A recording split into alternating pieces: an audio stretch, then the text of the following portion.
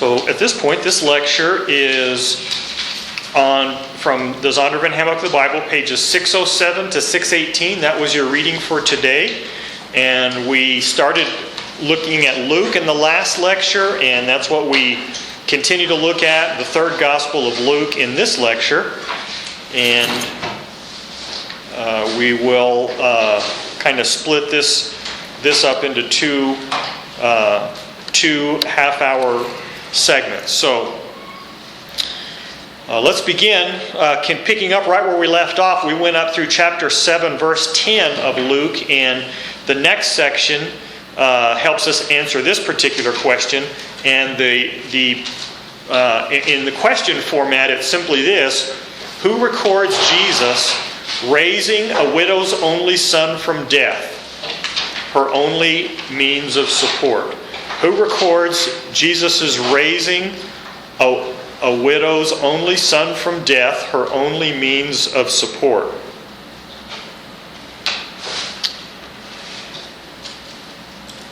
In ancient times, we've talked about the status of women. This morning, just non-related to this, but coincidentally, I was reading in the last chapter of Leviticus and the first chapter of Numbers, and in the Old Testament, they would take vows, and like they would dedicate themselves to the temple, or maybe dedicate a person to the temple, and then if the person was not able to do the work or something, this is a foreign culture to me, even though I've studied it quite a bit. But sometimes they would have to pay an amount to redeem the person that was dedicated. And they had amounts set for men and for women and all these different ages, for children up to senior adults.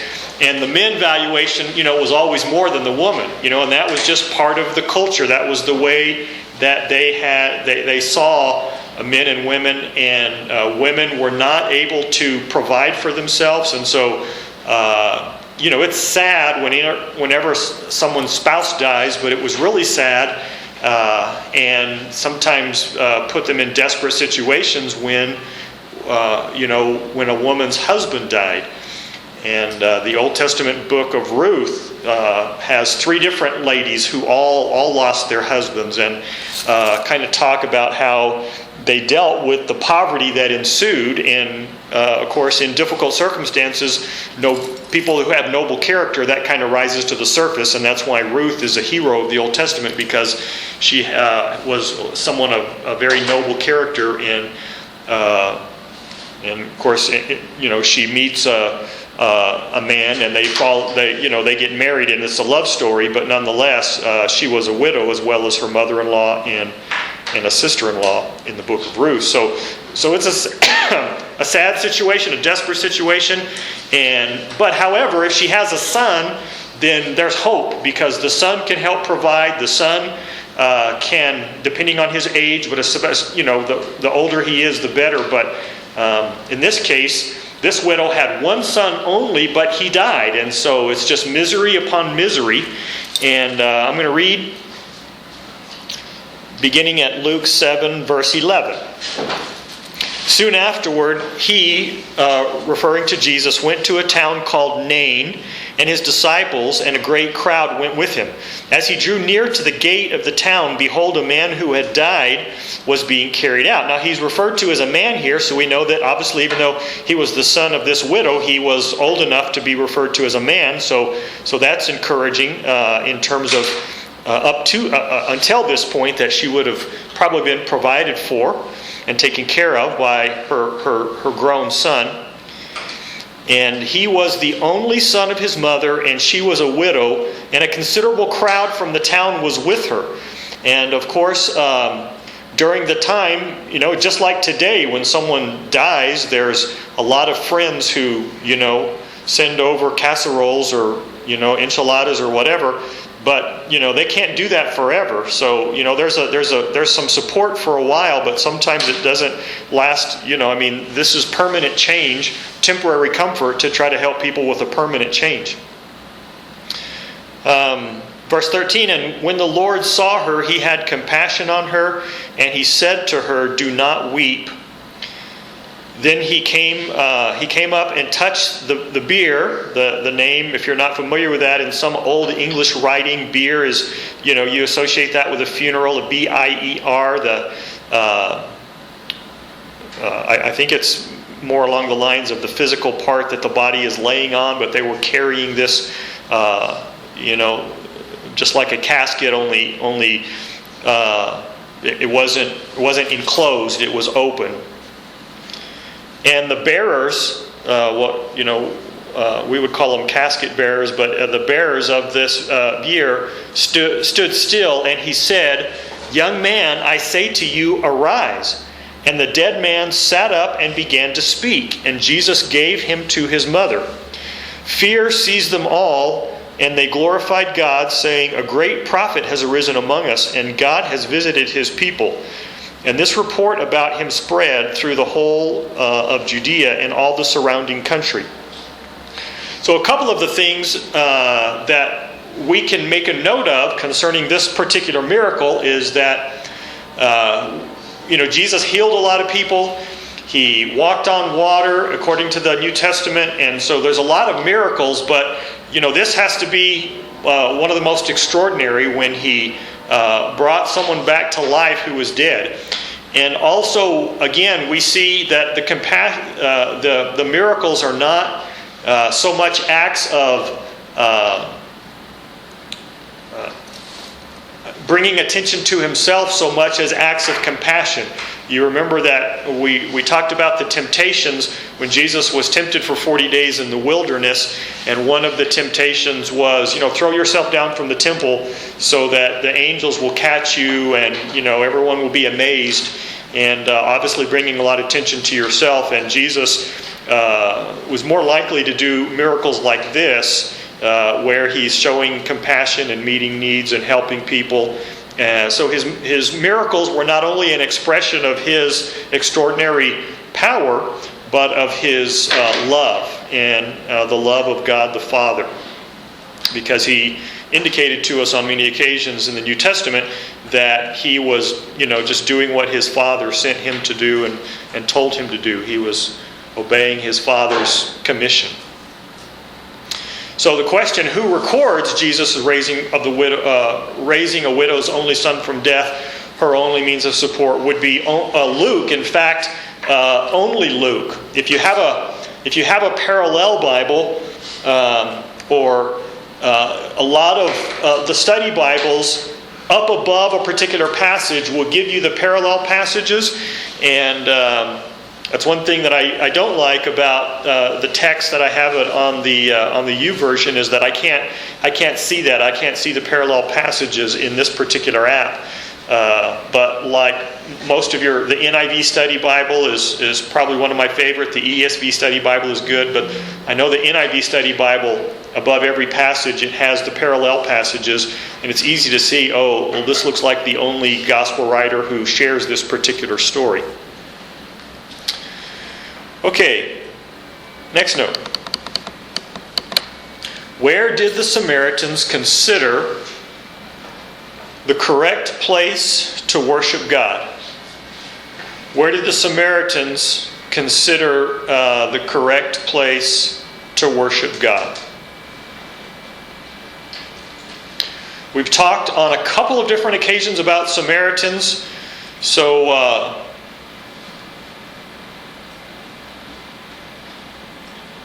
the northern kingdom in 722 BC, the nation of Israel was taken into exile, and foreigners were brought in, but some of the poor Jewish people were left behind, and they intermarried, and this created this group called Samaritans. Samaria was a city in the north, a little bit north of Jerusalem at least,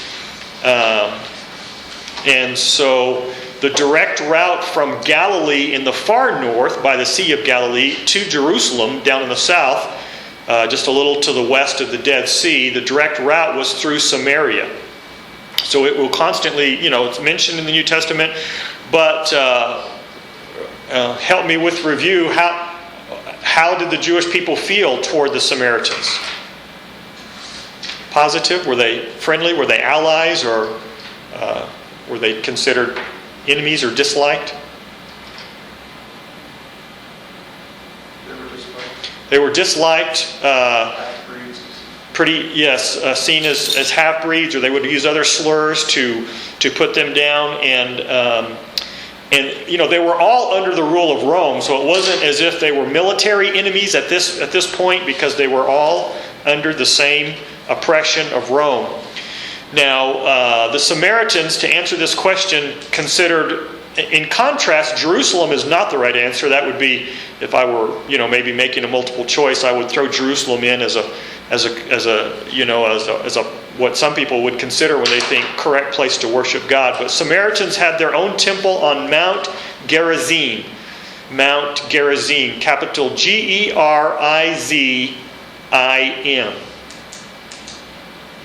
As I look at that, I'm curious what exactly that might mean in the language.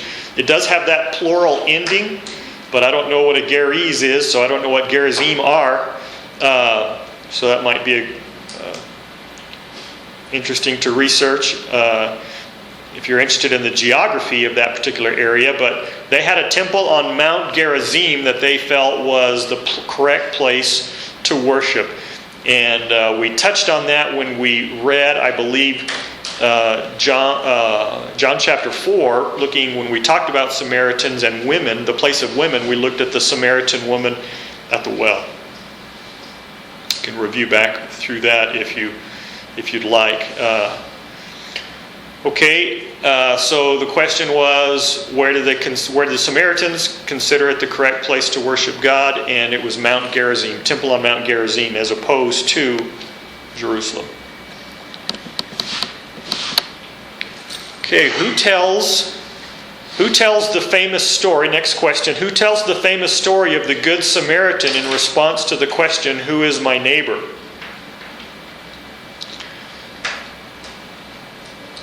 We read this, but it was several weeks ago. We're not going to read it again, but anyway, it was quite a few weeks ago, so we'll not read it again, but you can refer back in your notes to Unit 5. And I know it's a little confusing because I number the days, and then I also have numbered the units in terms of putting the lectures online. But be that as it may, if you go back and find Unit 5, you can find some more information on this particular story. So the answer is indeed that only Luke tells this famous story.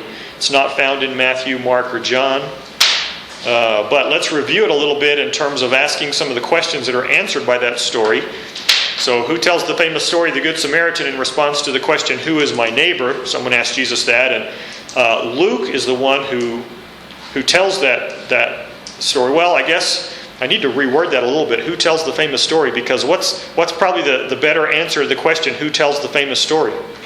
Yeah, it should be Jesus. What I was trying to say is who records the telling of the story. So, but anyway, you just would be careful in that. If your choices are Matthew, Mark, Luke, and John, you know that's the context would be that which gospel writer tells it. And if Jesus is an option, then you could certainly put Jesus as well. Or if it's a free response, you could say Jesus as recorded by Luke. Now, without retelling the story, let's see who remembers. How would you answer the question then? Who is my neighbor?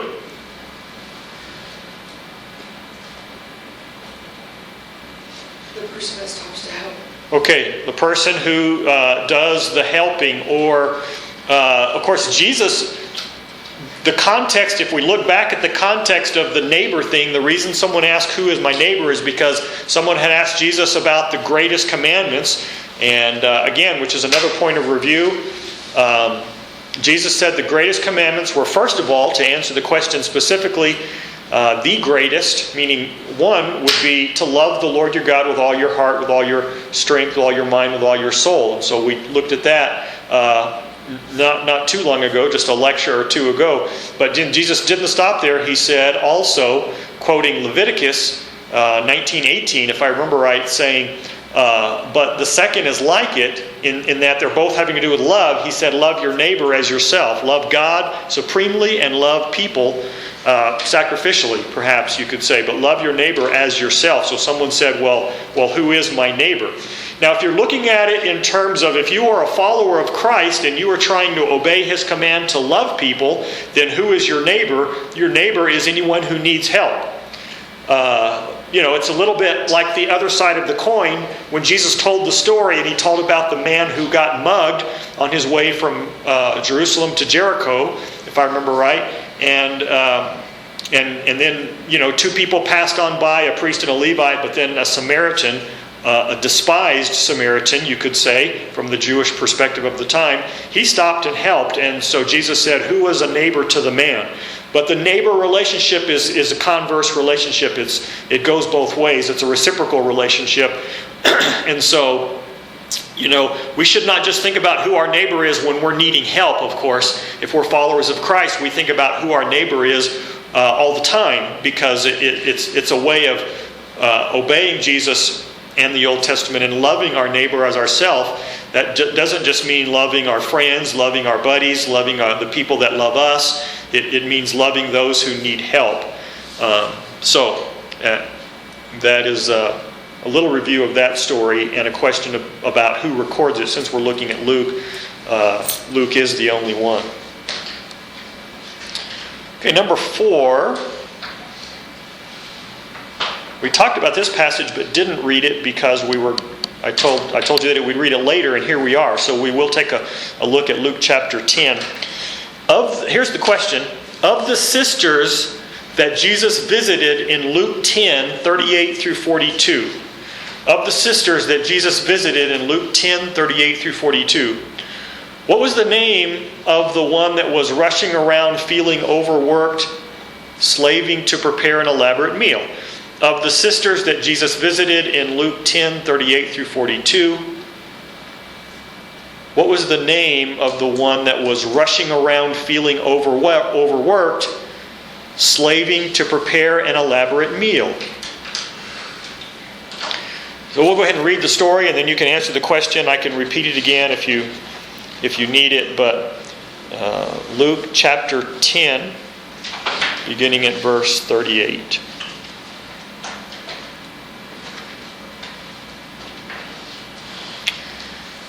Now as they, Jesus and his disciples, as they were on their way, Jesus entered a village, and a woman named Martha welcomed him into her house, and she had a sister called Mary who sat at the Lord's feet listening to his teaching. So now you're probably recalling that when we talked about the status of women in first century Palestine culture, we talked about that they weren't allowed to go to school and they weren't allowed in the teaching portion of the synagogue. And that's why we said that Jesus,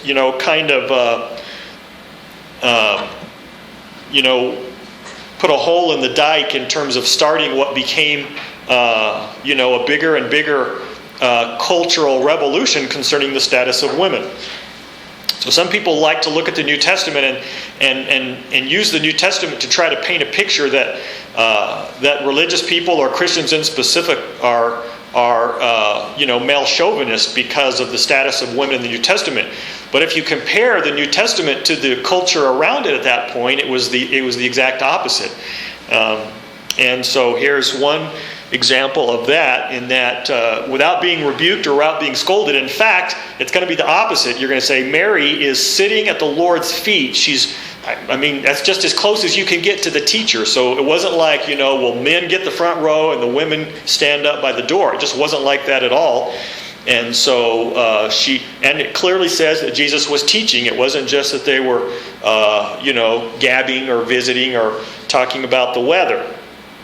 Verse 40, now here's the answer to the question then. But Martha was distracted with much serving, and she went up to him and said, Lord, do you not care that my sister has left me to serve alone? Tell her then to help me. So,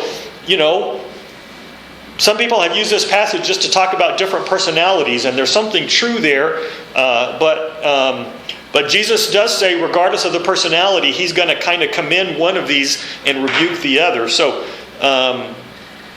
So Martha was distracted by much serving, and she, a lot of people want to be good hosts, and so maybe she was just trying to be hospitable. Certainly that's admirable that she was trying to serve people, but she kind of scolds Jesus for not scolding Mary and saying, look, I'm doing all this work and I got to do it all by myself.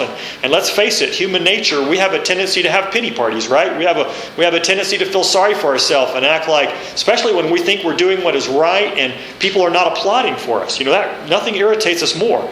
And so she acts like probably most of us would in the same situation. Verse 41, but the Lord answered her, Martha, Martha, you are anxious and troubled about many things, but one thing is necessary. He doesn't state what that one thing is, but it's rather obvious. One thing is necessary. You're troubled and anxious about many things, but one thing is necessary. Mary has chosen the good portion, which will not be taken away from her. So at that point, what was really important was to listen to Jesus' teaching. And it's obviously not wrong to serve people. It's not wrong to prepare for people and but sometimes we worry about a lot of things, and people who study worry, psychologists and so forth, say most of the things that we worry about are never even come about. I mean, the situation that we worry about, how are we going to handle this? That situation doesn't ever even happen. And so, that's just, again, part of our nature, that we have a tendency to worry and fret about things because something might go wrong. And things do go wrong. So you might say we're justified in doing that. But again, some people have found the secret of not going through life, getting ulcers and stressed out and burned out about things. They just learn to kind of, from a New Testament perspective, the key is described as trusting God, that even when bad things happen, somehow, He's going to take care of things. And so Mary has the opportunity to sit at Jesus' feet and listen to Him, and Jesus commends her for that. So the name of the sister, of the sisters that Jesus visited with in Luke 10:38 through 42 is the way I had it worded. What was the name of the one that was rushing about and felt overworked, slaving to prepare an elaborate meal? Okay, those are not using the exact words of the ESV there, but nonetheless, the answer would be Martha.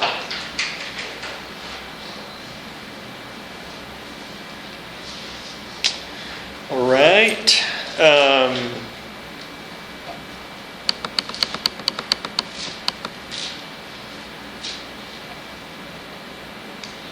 I have this, I don't have this one as a question. Sometimes I will modify them into a question, but just write this statement down. Only Luke records the story of the rich but foolish man bent on amassing money and all that it can buy instead of being rich towards God. Only Luke records the story. What I wanted you to see here in the notes, I picked out those things in the book. Also, the Zondervan Handbook of the Bible emphasized that there were so many stories, parables, and events that happened that only Luke shared, and just to kind of highlight his uniqueness. And clearly that shows up here. I used to give a daily quiz, and one of the quiz questions for students who, after read this, before we had any lecture at all, was, true or false. There were, many accounts that only Luke shared or something like that. And if they read the textbook, that should have been easy, because only Luke, shows up about 20, I might be exaggerating, 10 to 12 times, in the reading. So the note is, only Luke records the story of the rich but foolish man. Only Luke records the story of the rich but foolish man bent on, or in other words, people don't use bent on too much anymore, but he was determined to amass money and all that it can buy. Okay, which is kind of the story of us all. I mean, that's the culture that we grow up in, is that it's normal, and everybody is bent on amassing money. But nonetheless, Jesus tells a story of a rich but foolish man bent on amassing money and all that it can buy instead of being rich towards God. So let's talk a little bit about what that means. And it's Luke 12, beginning at verse 13. Luke 12, beginning at verse 13. Only Luke records the story of the rich but foolish man bent on amassing money and all that it can buy, instead of being rich towards God. And here's how Luke does that, beginning at verse 13 of chapter 12. Someone in the crowd said to him, "Teacher, tell my brother to divide the inheritance with me." Seems like a normal question. Maybe a younger brother, because the older brother would have been responsible probably for doing that. But Jesus said to him, "Man, who made me a judge or arbitrator over you?" And he said to them, "Take care and be on your guard against all covetousness." Some translations will say greed right there, but covetousness is, from the Old Testament, the 10th commandment of the 10, you shall not covet. Take care and be on your guard against all covetousness, for one's life does not consist in the abundance of his possessions. And that is an extraordinary verse. Sometimes we're fortunate enough that we look at a New Testament passage, and the theme or the thesis of the whole passage is tied up in a nice, neat little package and presented to us. And that's what we have in verse 15, that Jesus says one's life does not consist in the abundance of his possessions. It's just a kind of stated as a universal, eternal principle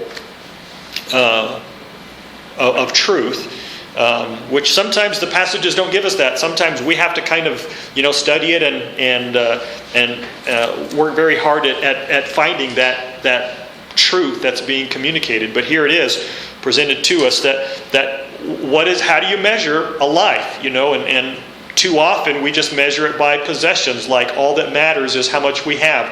Whoever dies with the most wins. That's just kind of, unfortunately, ingrained into our culture and thinking. And yet, if we also think about it, we know that there's some poor people who are kind, and we would like to, if we had to, we appreciate them, we like them. There are rich people that we think are jerks and absolute morons, and rich people kill themselves sometimes, so obviously they're not very happy. And so it doesn't make a lot of sense, but nonetheless, we just refuse to give that up. That's part of our culture. And so Jesus here hits it head on. He tells this parable, as he often did, for those that were open to his teaching, it was a way of helping them to remember. For those that were not, it just pretty much confused them and made them mad. But nonetheless, he told them a parable saying, "The land of a rich man produced plentiful, and he thought to himself, 'What shall I do? For I have nowhere to store my crops.' And he said, 'I will do this. I will tear down my barns.'" So right away you say, "Well, I thought he had no place to store his crops." Well, he did. He just didn't have enough to store all his crops because he had such a surplus. Sometimes business people find themselves in this situation. They're poor for years, and then they circumstances are right, they make a killing. Or the weather is right and the farmer has a bumper crop or whatever. So he has more than he needs, more than his family needs, more than he can sell or whatever. "What shall I do? I will do this. I will tear down my barns and build bigger ones, larger ones, and there I will store all my grain and my goods. And I will say to my soul, 'Soul, you have ample goods laid up for many years. Relax, eat, drink, and be merry.' But God said to him, 'Fool, this night your soul is required of you.'" In other words, he's going to die that very night before he can carry out all these great plans to hoard all of these crops, this bumper crop. He says, "This night your soul is required of you, and the things that you have prepared, whose will they be?" You're not even going to get to enjoy any of this daydreaming that you're doing. So Jesus said, the quotation ends there. He's not talking to the man anymore. God is not talking to the rich man. Jesus is just now talking to the crowd again, and he says, "So is the one who lays up treasure for himself, but is not rich toward God." So Jesus is stating the obvious that from the New Testament perspective, all people will stand before God. You may have a chance to deal with wealth and riches or resources, and you may not, but everyone will stand before God. And so he is saying that better to be rich toward God. In a relationship, I remember when I was interviewing to pastor a church in El Paso, Texas, and the person was asking me about my family, and I said, "Well, I have 4 daughters." And at the time, we were just finishing school. We were just as broke as we can be. And well, actually, I didn't have 4 at that point when I was interviewing, but I told him about, having several daughters because, one was born there in El Paso. But he said I was rich. And so there's different ways of using the word rich. And what he meant was that, that when you have a family, a healthy family, that you're rich. And a lot of times from the faith perspective, large families tend to be seen of as a blessing. Well, so we need to learn to think of rich in different ways. And so rich toward God may not make much sense to you at first, but when you think about the New Testament describes some that are open to God's Word and are open to His path for forgiveness, you can certainly see, if you measured it in terms of forgiveness, you could say rich towards God might make sense in that way. Did you have a question, Matt, or are you stretching? No. Okay. Let's go ahead and pause for a moment and do some logistics, take care of some logistics that we need to take care of.